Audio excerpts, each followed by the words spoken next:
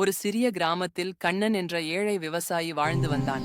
அவனிடம் பெரிய நிலமோ பணமோ இல்லை. இருந்தாலும் அவன் மனசாட்சி மிகப்பெரிய செல்வமாக இருந்தது. தினமும் காலையில் எழுந்து தன் சிறிய வயலை உழுது மாலை வீட்டுக்கு திரும்புவதே அவன் வாழ்க்கை. ஒரு நாள் வயலை உழுது கொண்டிருக்கும் போது மண்ணில் புதைந்திருந்த ஒரு சிறிய பெட்டியை கண்டான். அதை திறந்தபோது உள்ளே நிறைய தங்க நாணயங்கள் இருந்தன. அதை பார்த்ததும் கண்ணனின் மனம் சற்று குலுங்கியது.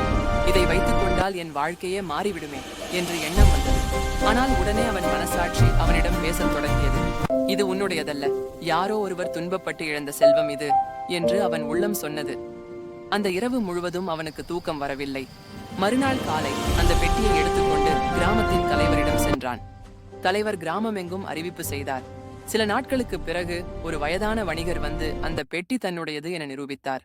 அவர் மிகுந்த மகிழ்ச்சியுடன் கண்ணனிடம், இந்த நேர்மைக்காக இந்த தங்கத்தின் பாதியை நீ வைத்துக்கொள் என்றார். ஆனால் கண்ணன் அதை மறுத்து, எனக்கு நேர்மையாக இருந்ததற்காக மன நிம்மதி கிடைத்ததே போதும் என்றான். இதை கேட்ட வணிகரும் கிராம மக்களும் அவனை பெரிதும் மதித்தனர். பின்னர் அந்த வணிகர் கண்ணனுக்கு நல்ல வேலை வாய்ப்பை ஏற்படுத்தி கொடுத்தார். காலப்போக்கில் கண்ணன் உழைப்பாலும் நேர்மையாலும் நல்ல நிலைக்கு வந்தான். அவன் வாழ்க்கை அனைவருக்கும் ஒரு பாடமாக மாறியது. நெறி, பணம் தற்காலிகம், ஆனால் மனசாட்சியும் நேர்மையும் வாழ்நாள் முழுவதும்